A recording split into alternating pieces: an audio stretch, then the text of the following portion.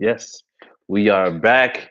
We are back. And of course, we know we got a big game coming up, right? We got a big game coming up, really tough opponent. So we got a lot to talk about tonight. So get your popcorn ready. Make sure that you're sharing.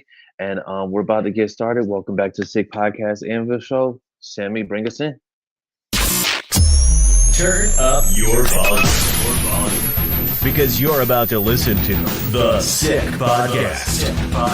And Bill Show. Intercepted! Marlon Jackson! Marlon's got it! We're going to the Super Bowl! We're going to the Super Bowl! Marlon Jackson with the interception! He picked off Tom Brady! The sickest Indianapolis Colts podcast. It's gonna be sick. Yes, sir. It is going to be sick. And you know what, Sammy? Can you give me the official sound of the Sick Podcast Anvil Show?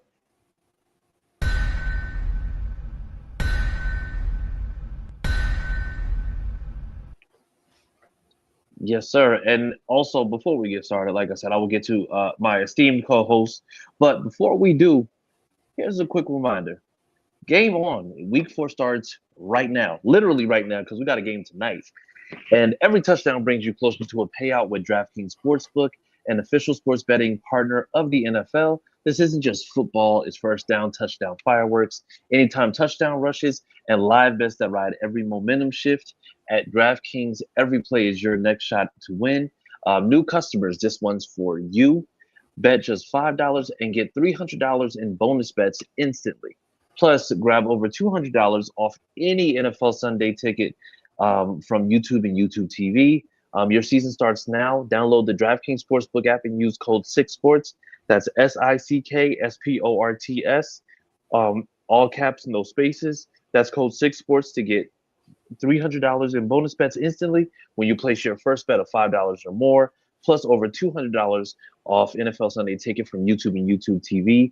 In partnership with DraftKings, the crown is yours. Gambling problem? Call 1-800-GAMBLER. In New York, call 877-8-HOPE-NY or text HOPE-NY 467-369. In Connecticut, help is available for problem gambling. Call 888-789-7777 or visit ccpg.org. Please play responsibly. On behalf of Boot Hill Casino and Resort in Kansas, 21 and over, age and eligibility varies by jurisdiction. Void in Ontario. Bonus bets expire 7 days after issuance. For additional terms and responsible gaming resources, see dkng.co/audio.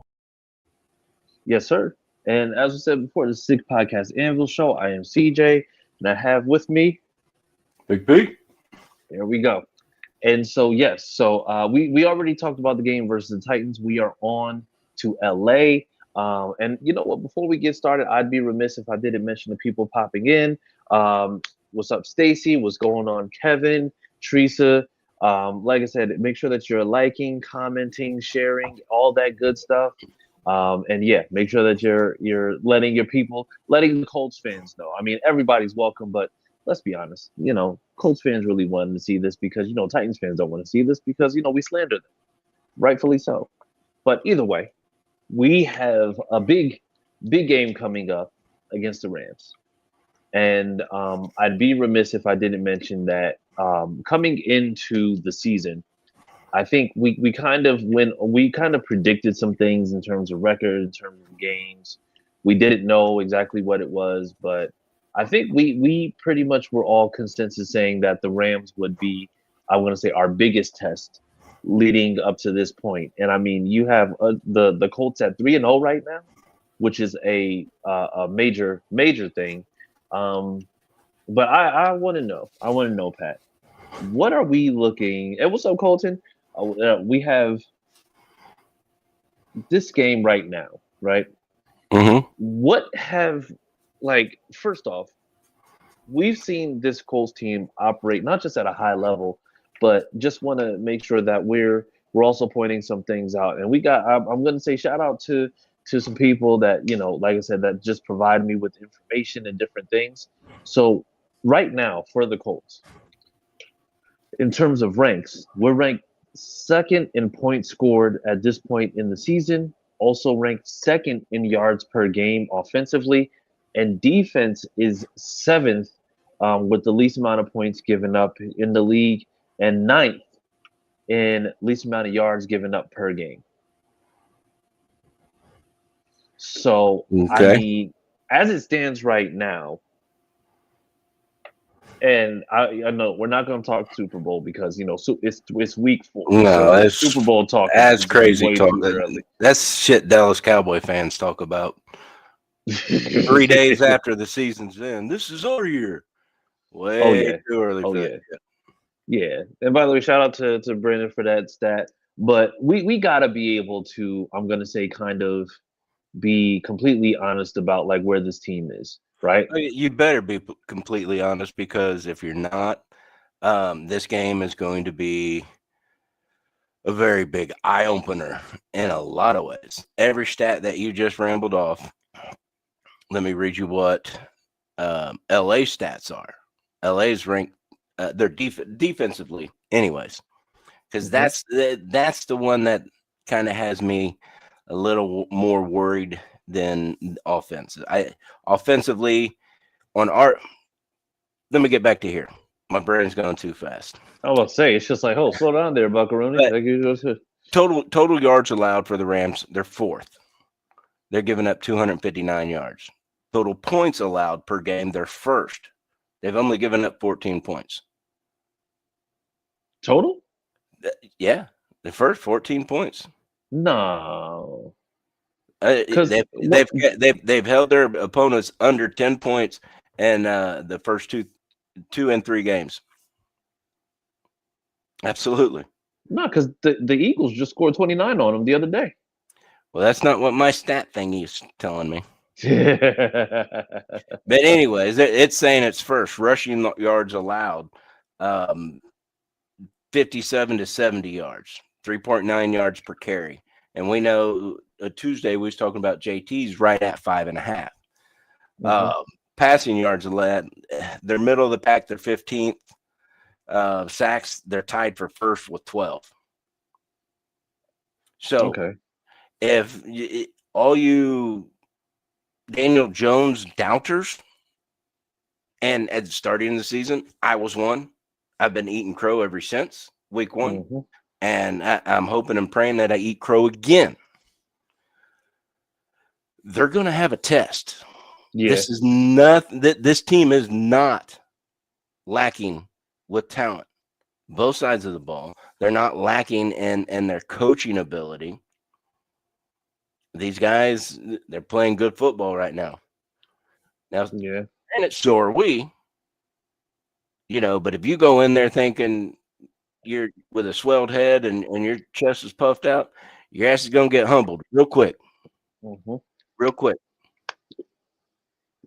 Yeah, I think what we're seeing now is this is going to be like one of those games where I think the Rams, just with how consistent they've been over the last few years, this was going to be a test, not just because of the players that they have or because you have Matt Stafford, who still is operating at a very, very high level, even at 37 years old, but also, you're going against Sean McVay. And I think Sean McVay is a coach that has managed to kind of separate himself from the pack in terms of what he can actually bring to the team. Because I mean, for this team right now, for this Rams team, I believe it's just like when it comes to like rushing defense, they're top 15.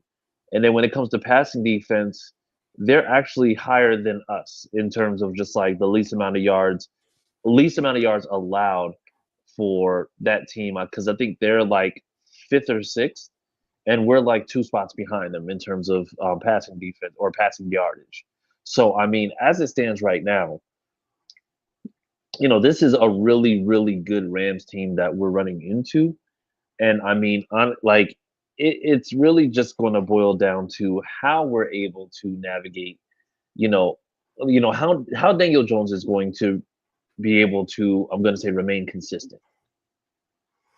Well, and the good thing about that statement, Chris, it's very, very possible that he can play this game and keep his consistency and his composure. And I'm going to tell you right now, because what he can do that Matthew Stafford can't is run. Yeah.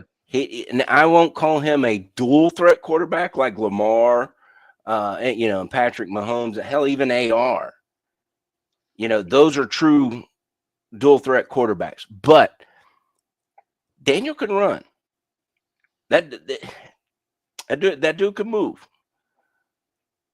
He's not running what AR run a 4.3 or something like that. I think it was a 4.4. He ain't that fast, but he's quick enough to get out of that pocket. He's quick enough to get away from those linemen.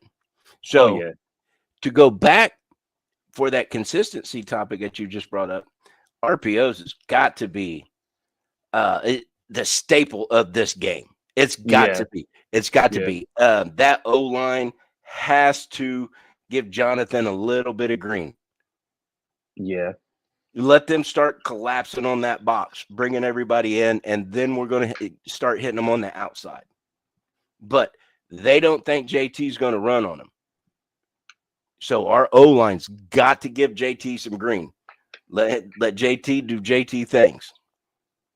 And he can't do that if we're losing the trench battle. That's true. That's very, very, very tough for any running back. So give him a little bit of green. Let them start bringing in and stacking that box a little bit. And then, and you can absolutely do it easy with the RPOs. Because if they're just crashing in on us and doing the high rate blitz that they do, RPO, let Daniel spin out. Yeah. They're going to stop that shit after, we get 30, 40 yards on them and we're moving the chains. Yeah. So a lot of our offensive game plan that I see is more of a deconstruction of their defensive game plan. Yeah. It's not just an easy, okay, well, let's do this and we can move the chains this way. We can do this. No, you're going to have to play chess with McVay while he's trying to play checkers with you. Oh, yeah. Yeah, absolutely. Yeah. The guy is too smart. He's too damn good of a coach. So let that RPO be your bread and butter this game. Yeah. Get them to start moving their people where you want them, and now you can attack the weaker spots because you've moved their people where you want them.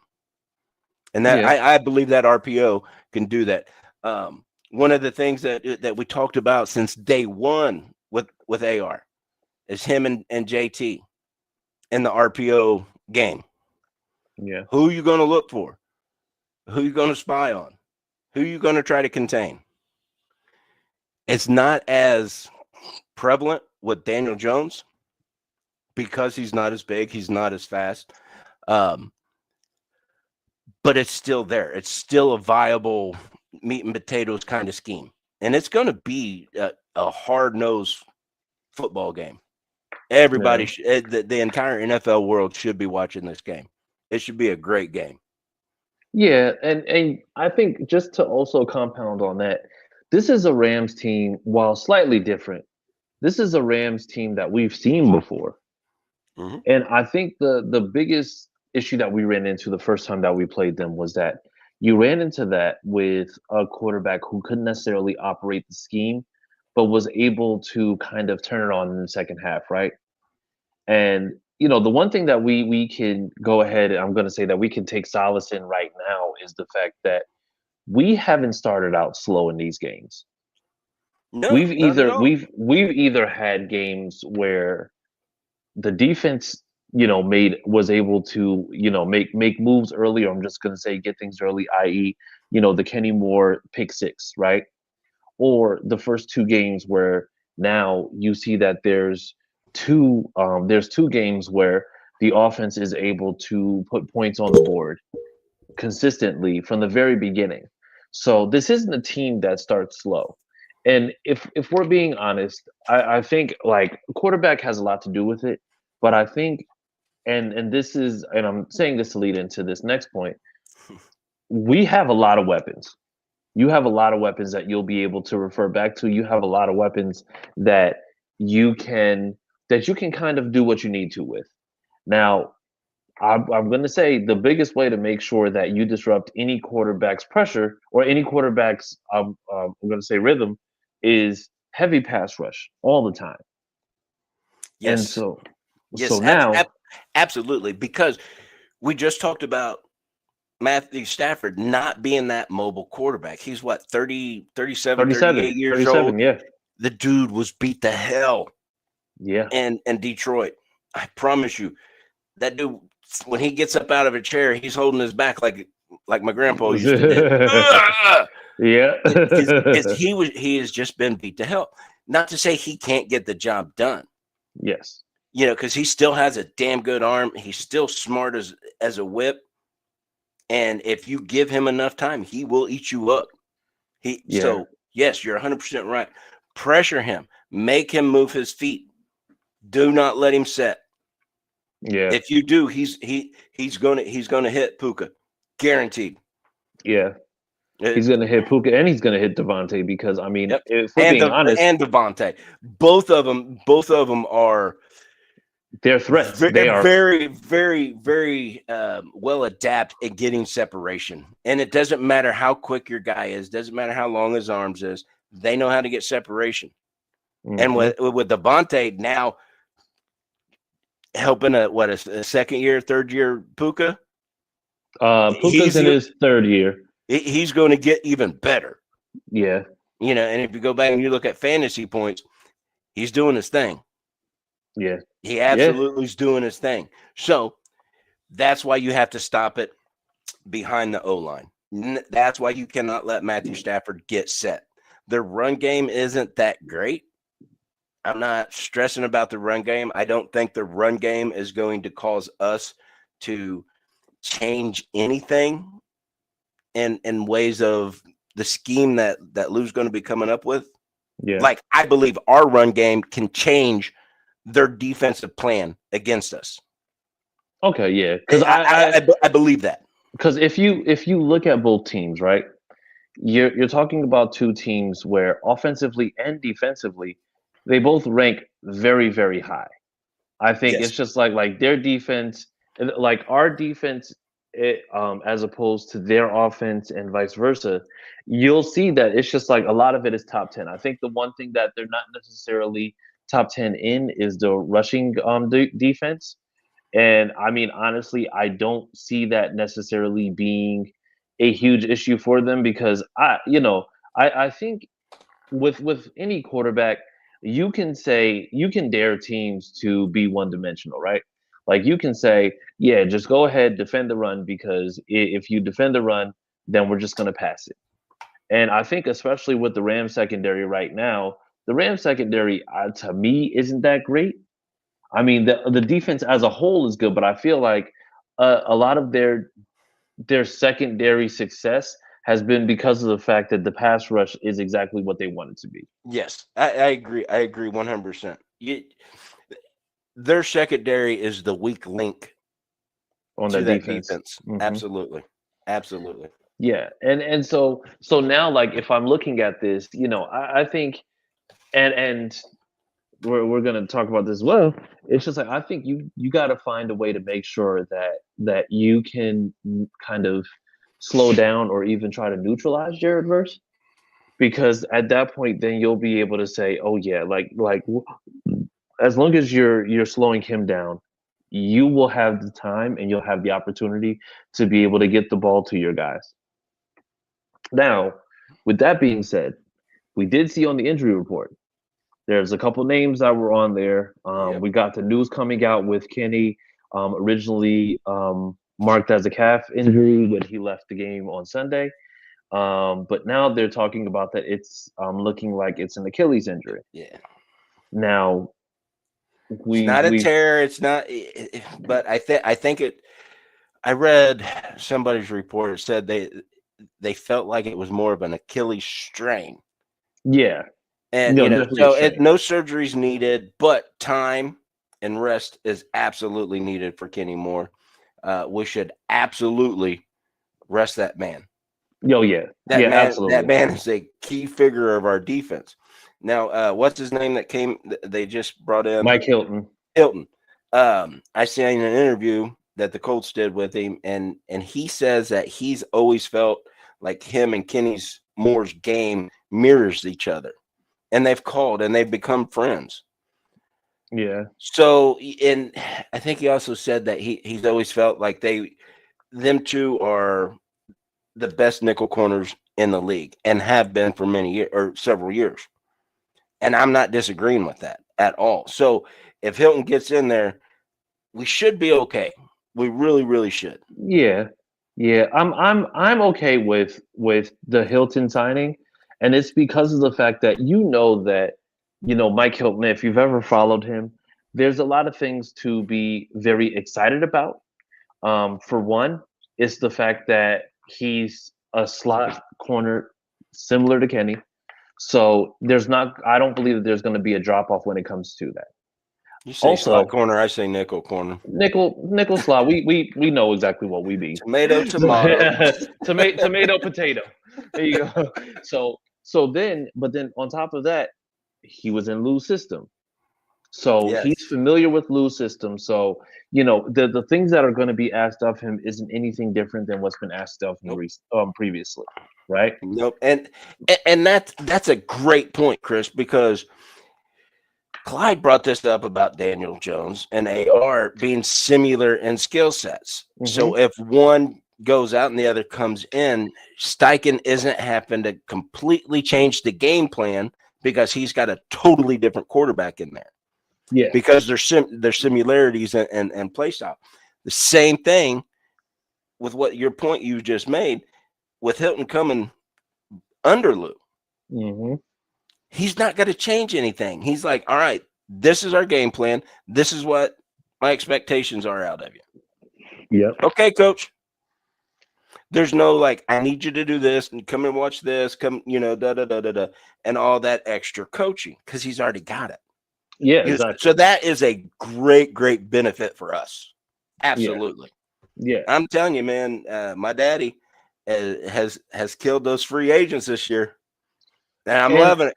Don't roll your eyes either. it's about damn time, dog. Like I'm not gonna lie to you, it is. It really is. It's been frustrating because of the fact that it's just like this is the type of stuff that we've been asking him to do all along, right? Yeah. Because mind you, this time last year, when you had injuries, when you had guys that were going off the roster, it wasn't going out and getting those veterans that were similar to what it is that you were looking to do.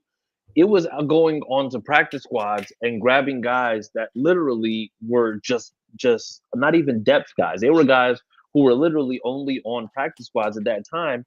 And now it's just like, we got Xavier Howard, who is a former Pro Bowl veteran, right? We got Mike Hilton, who also had success when it came down to Lou's system.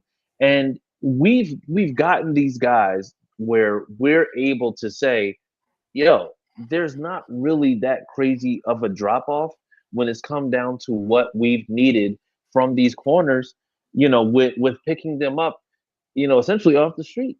And this is the kind of stuff that, like I said, I roll my eyes because of the fact that it's just like, this could have been being implemented all along. And we're waiting until now to do it. It's just like, I feel like this is the first time in a very, very long time this team is finally getting to the point where they're being, or I'm going to say where Chris Ballard specifically is going after these players because he's being competitive, because he actually sees the team as a competitor. And that makes me itch. That makes me itch. And I'm saying the PG. I'm not going to ask you where you're scratching at. You don't have to use your imagination. but no, and also, well, actually, before we go any further, hey, by the way, shout out to everybody that just came in. Carvey, what's going on? Gloria, Clayton, Ronnie. Kevin, Ronnie. Yeah, so. And Gloria, next time you tell me you've been to the game and you didn't come by the tailgate, I'm going to disown you. Oh. Miss Gloria, you don't do that to me. You better come and give me a hug if you're in Indianapolis. Just saying. Yeah. So, all right. But back to but you know what? I just want to be able to be in a place where that everything, all the moves are going to be made to make sure that this team is kept competitive. And to this point, this year, it's happened.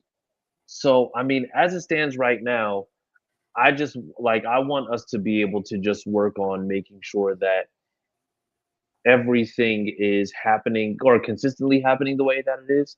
But with that being said, just further on the injury report, I think Alec Pierce, he's in concussion protocol. I think he's more so tracking to not play because I mean the way that he had that situation on Sunday, there was like if he came back this week, I would have been highly surprised.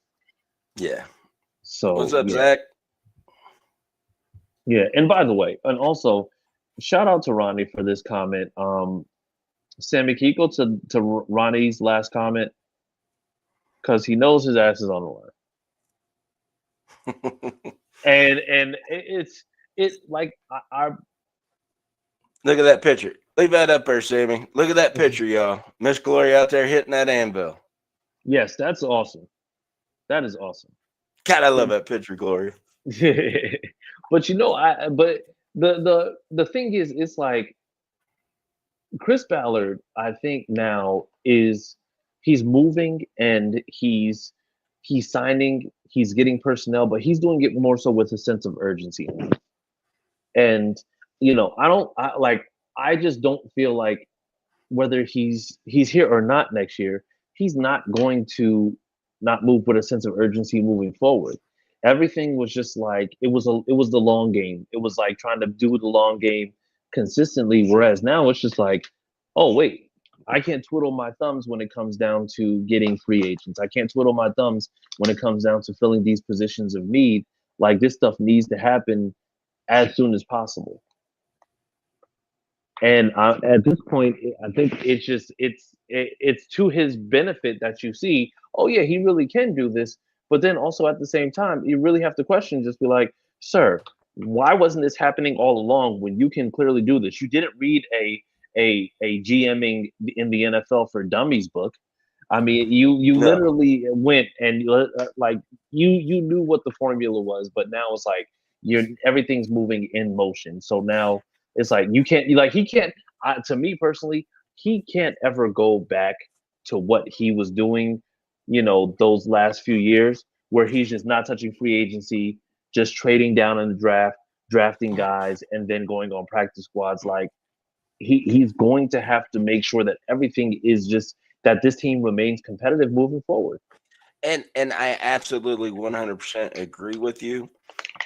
But also, if you're a chef and you've been making the same recipe for quite a few years, you might change it up a little bit, see if you get better response from it. So, did it work? Absolutely not. But was I mad that he tried something new that I don't think I've ever seen any GM do? Because if it would have worked,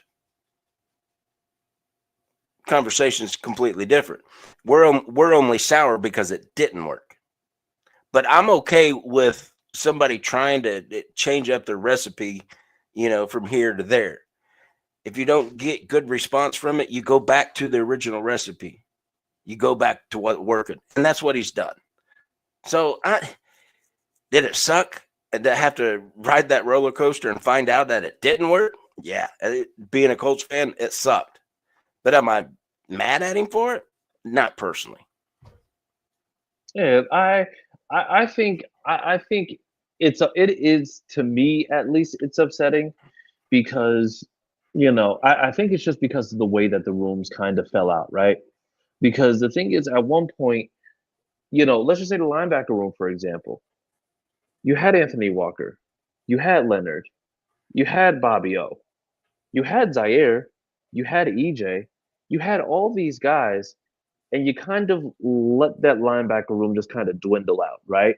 Yeah. And I think over money. well, When Bobby O, when he went to New York, he was making 10 million a year. The second year Zaire started, he redid his contract and he was making 10 million a year. You see what I'm saying? That's the problem I have with it. When you find that talent in the draft, keep your talent. Spend the money, keep your talent. You know, if I could ask Chris to do one thing, it would be come off of that price tag that you have in your head and look at it a different way. Yeah, you might not think that this player is worth X, but you're going to bring somebody in and they're not even close to that worth. Exactly. And that's what happened. Yeah, and Yeah, it's now just I'm like not saying pay a linebacker, $100 million a year like you do a quarterback. I'm not saying that, but if in your mind they're only worth 8 and they're asking for 12, negotiate, bring it down to 10, keep your guy. That's all I'm saying. I do wish he would come off of that mental price tag that he puts on everybody. Yeah.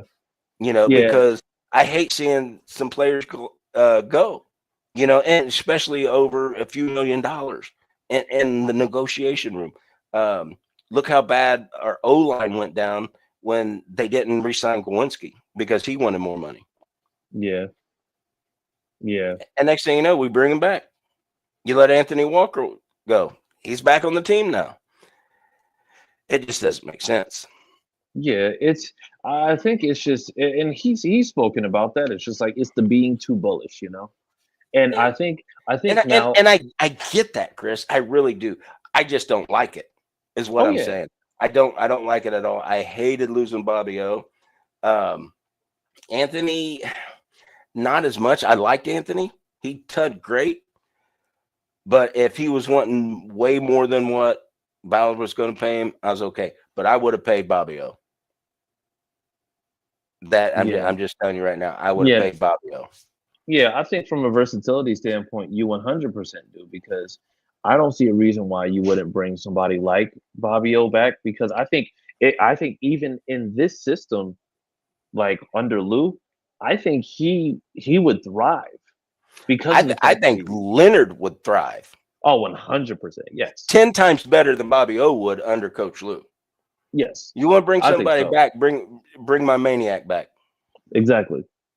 Like that was going to be a huge addition. Now, if he's still playing scared and he's playing Ole with the running back, that's a different story. But if he's gotten out of his head about the injury and his back is 100% healed up, let the maniac be the maniac. And I think he could thrive big time under Lou.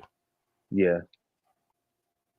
Yeah, I you know what? And I think and that's the reason why, like, even now, like, it's the one thing that we have to be able to understand. And like I said, just going back to now, because like I said, we're not going to get nostalgic or anything, but I think it's the one thing where we did kind of get off track. We got completely off track. We went years back. But I think especially now, when you see how this defense is, and you see how this defense is operating, you want guys to kind of be there. Now, I have been kind of a little bit critical of Zaire in this system, but also I got to remember he also, sat out pretty much for almost all of training camp because of that ankle injury. Yes.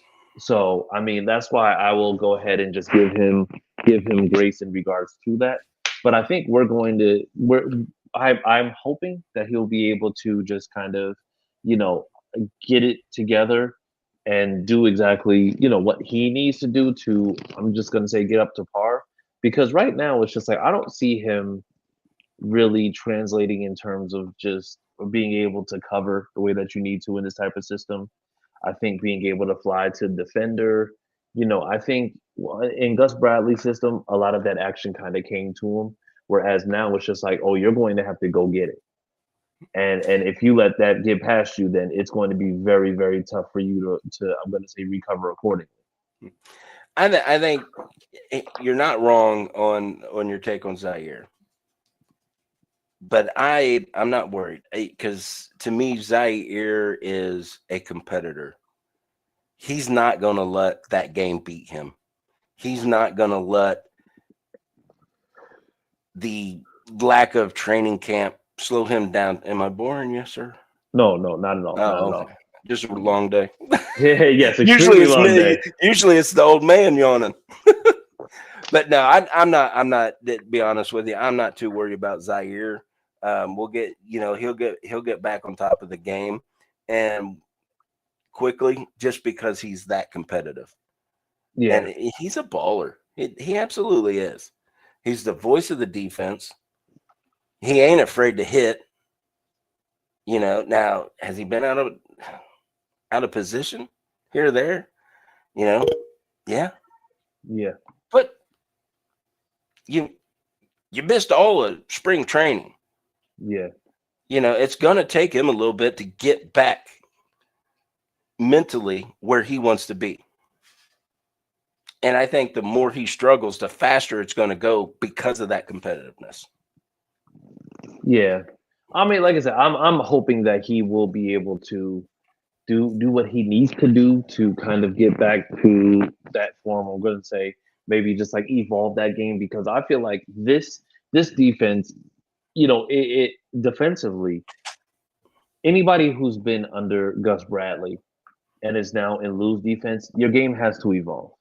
It's And got if to. your game isn't evolving, then that means that you're going to basically be in danger of losing a spot. Yeah, Because one thing that I know Lou is big on accountability, and he's big on making sure that guys are exactly where they need to be.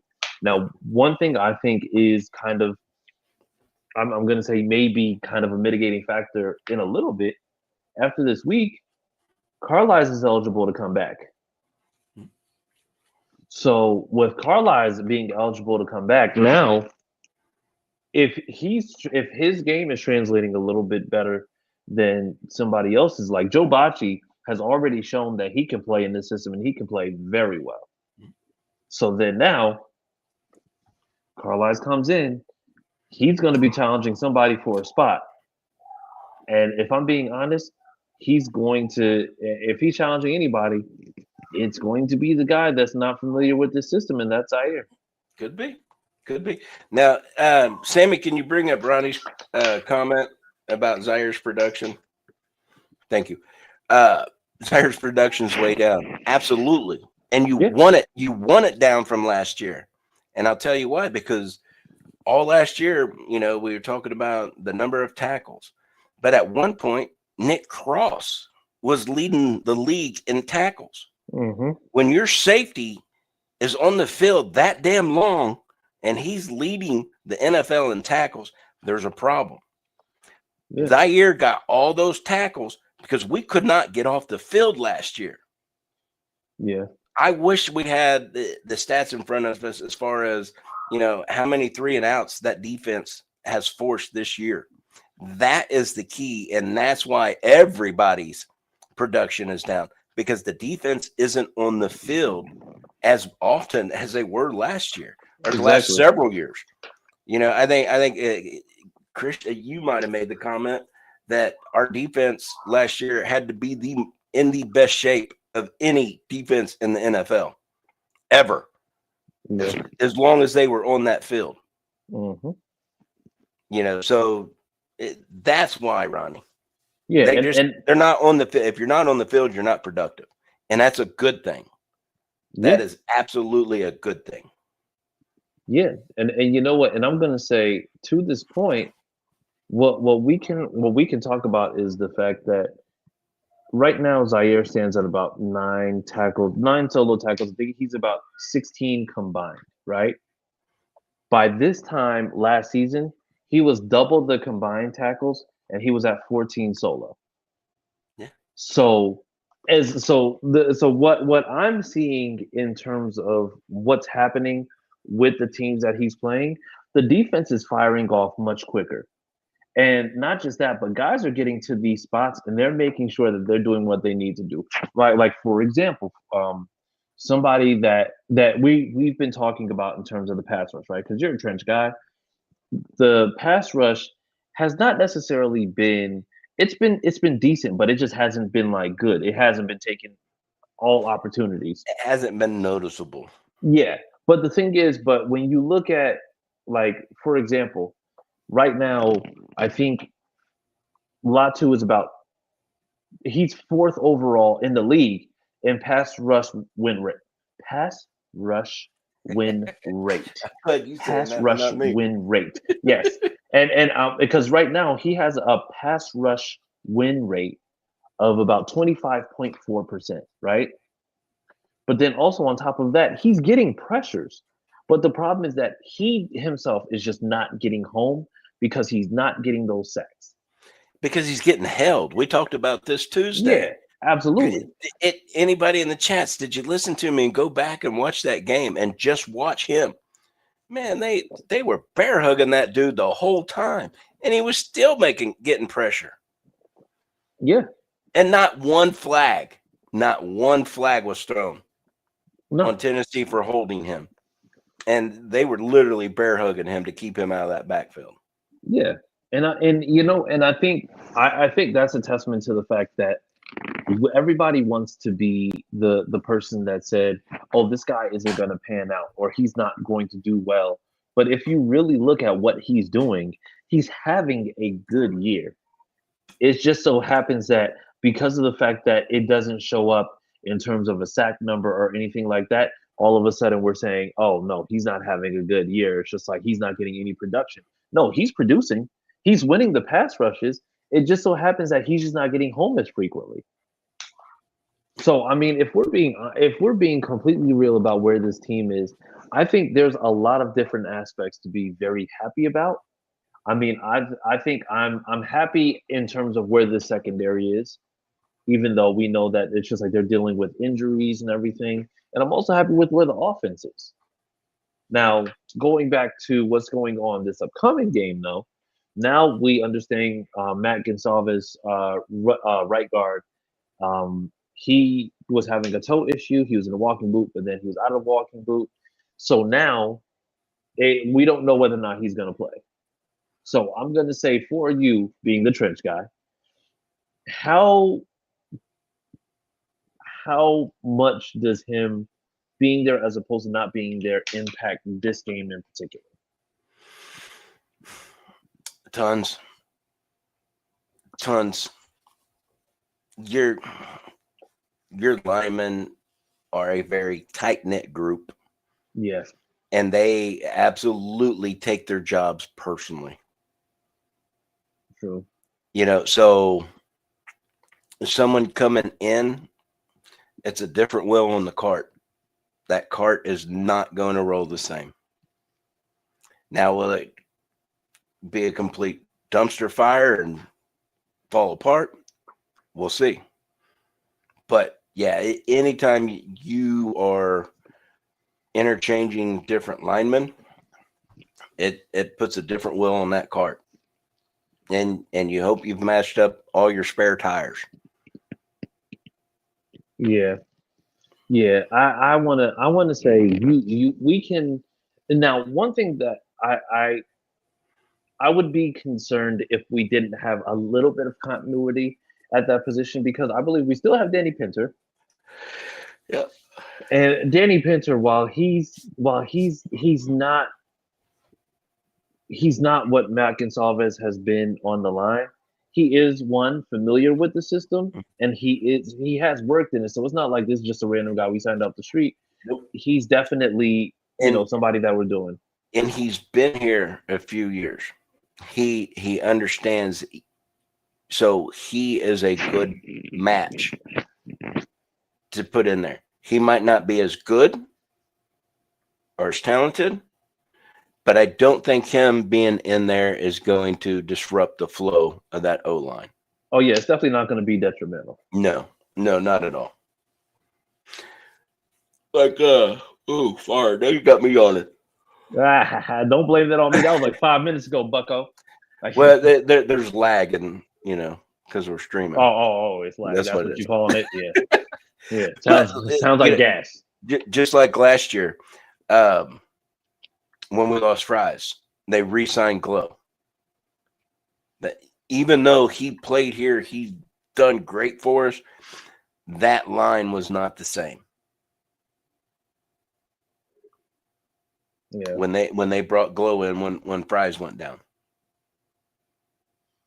True. But I think there's a difference. There's a difference with once again, it's just the continuity behind it, right? Because even when we lost Glowinski, when we lost him, he did it. He wasn't playing in. He. This is pre-Steichen. Mm-hmm.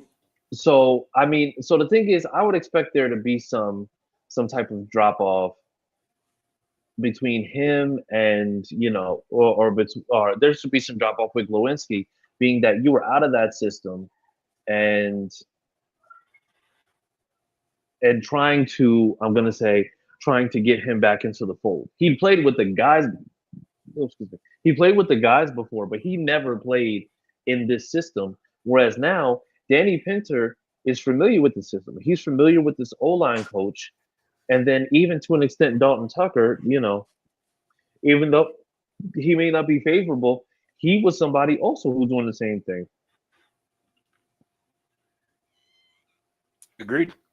So, I mean, I think what we're doing is we're going to be looking for some type of continuity. Like I said, I hope Pinter plays. And so, I mean, if we're looking at that, then I think we're going to see that whoever they go with, they're going to have a little bit of a rough game because I believe that they're going to be targeting that, or we're going to see a lot of stunts that basically make it so that they're sending fakes their way all game.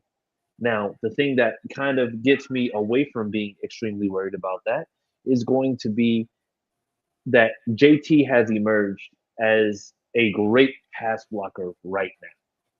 Yes.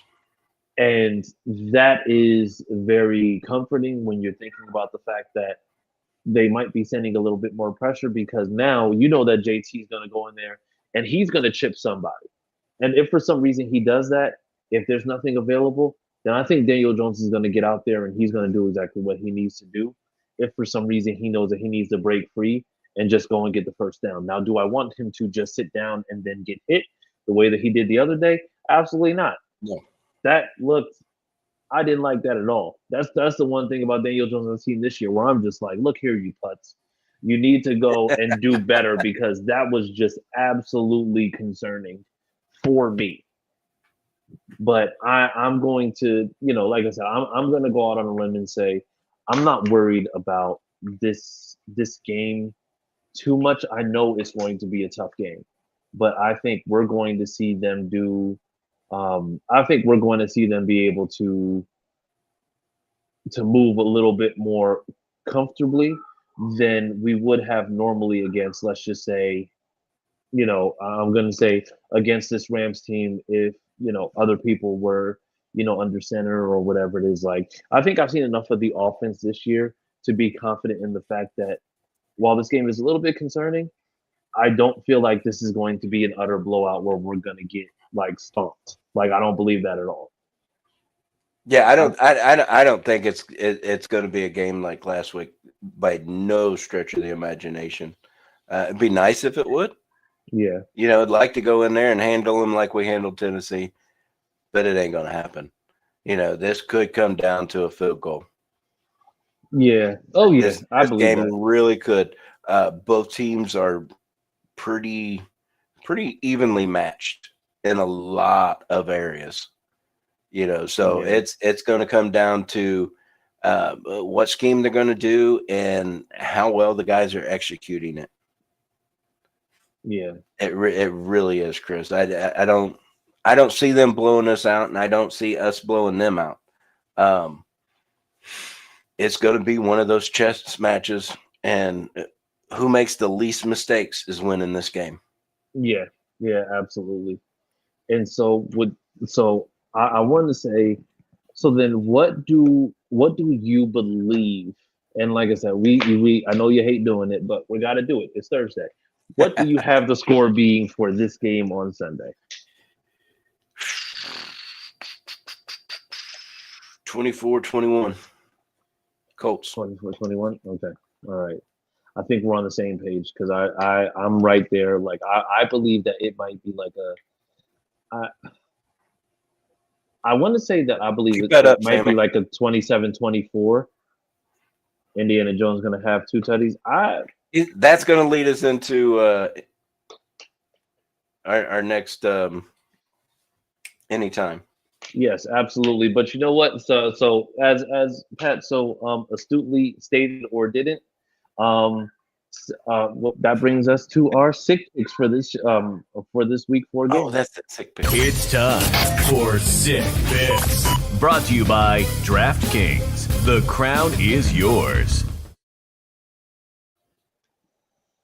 All right, Pat. So what do you got for me? Man, oh man. Defensive interception. Defensive interception? Yeah.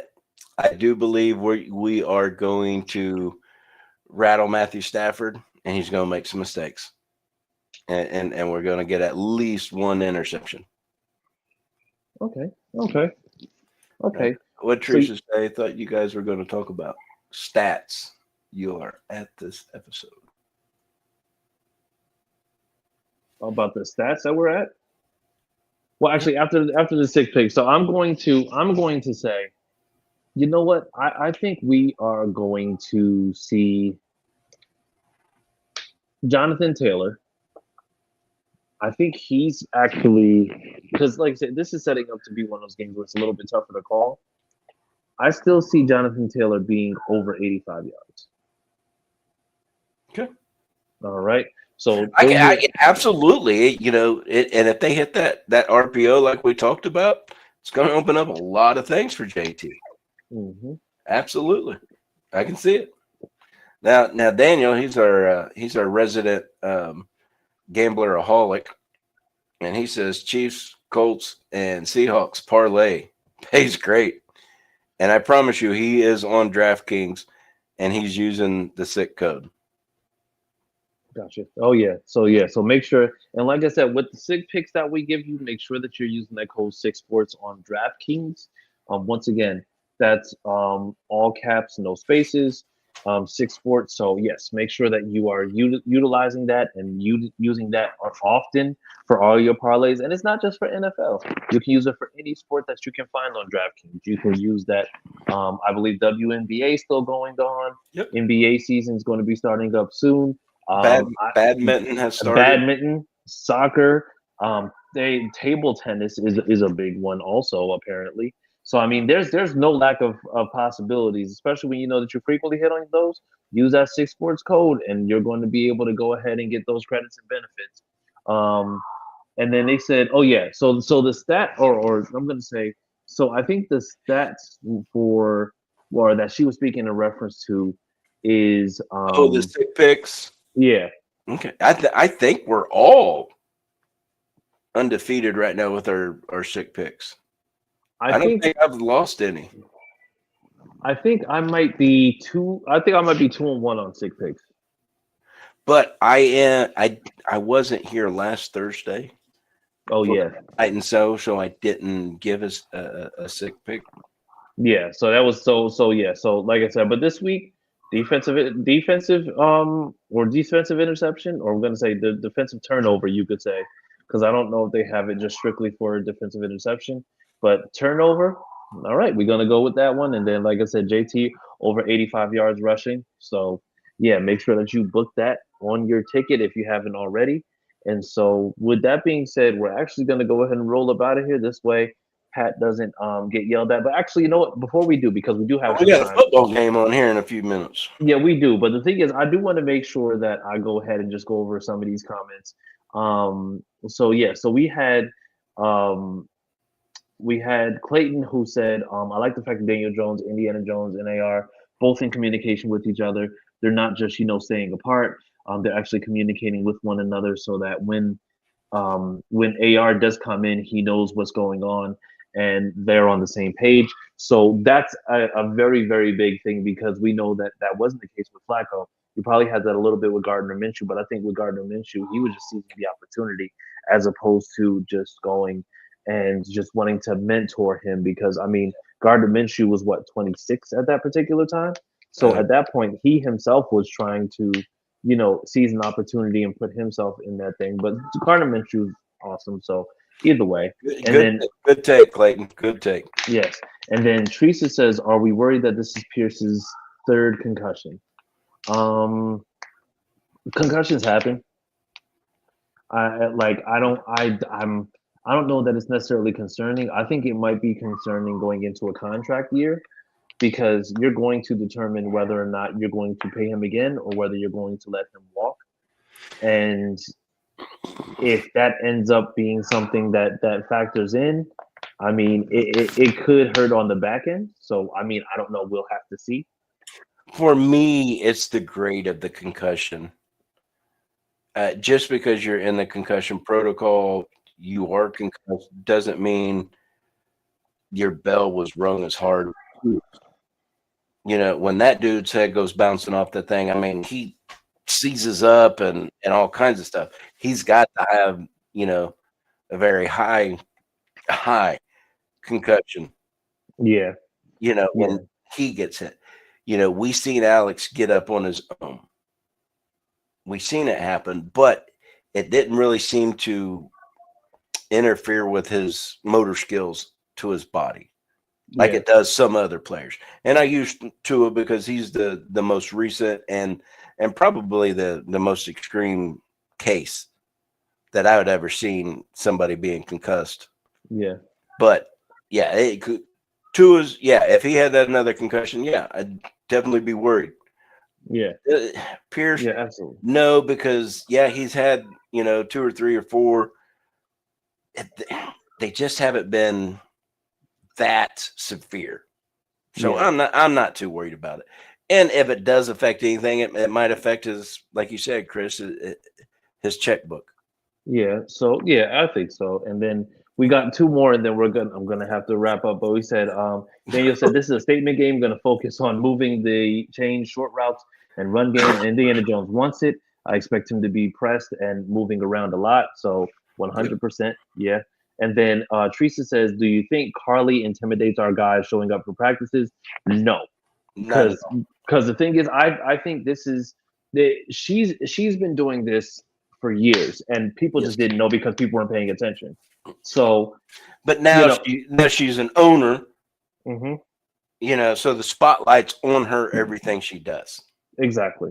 She's, But like you said, Chris, she's been out there for years. yeah, It's just the but spotlight wasn't on her because she didn't have that official tag.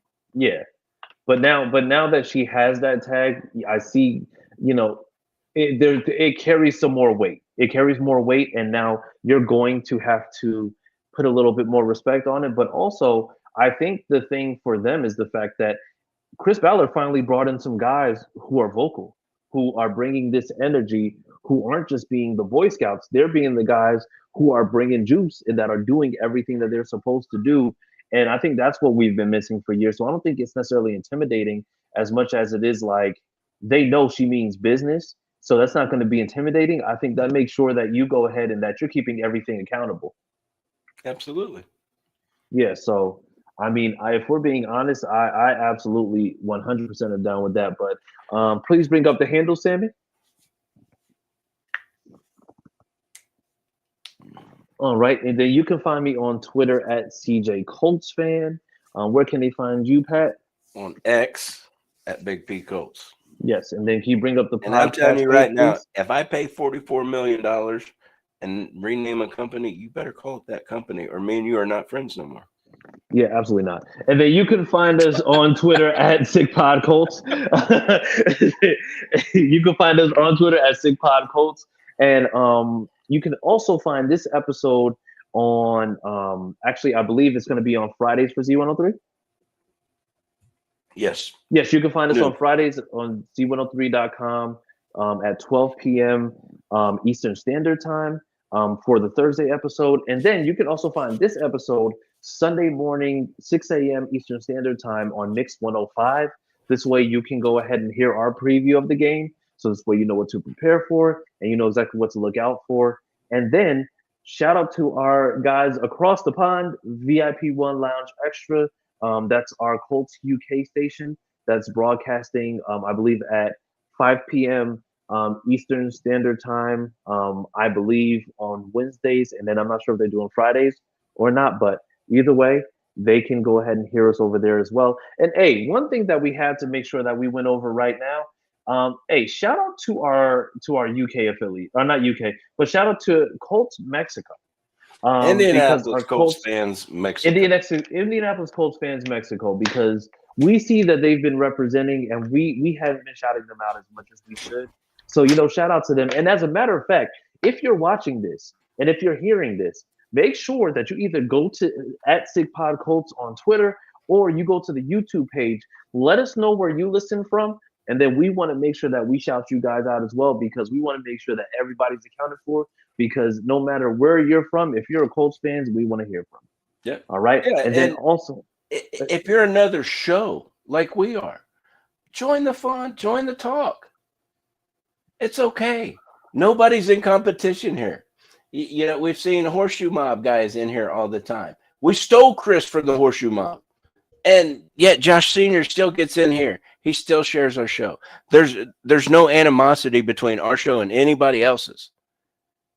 Yeah. So bring it together. We're family. Yeah. And then on top of that, one thing that we also need to make sure that we do is, can you bring up the QR code for Visit Indy, please? Yes. So Visit Indy, that is another company that we work with. Shout out to Visit Indy. When you scan that QR code, it shows you everything that's going on in the local Indianapolis area, shows you restaurants, events, festivals, concerts, whatever it may be. You'll know about everything going on there. Make sure that you go on that site. I believe you set up an account on there as well, so that way you'll be able to be notified for when things are happening. So make sure that you scan that QR code. Shout out to Visit Indy for everything going on in the Indianapolis area. But other than that, we are all set to go. So, hey, listen, go Colts. We will go ahead and talk to you guys on Tuesday after, I'm going to say, hopefully after a W. So, yes, but in the meantime, Sammy, take us out.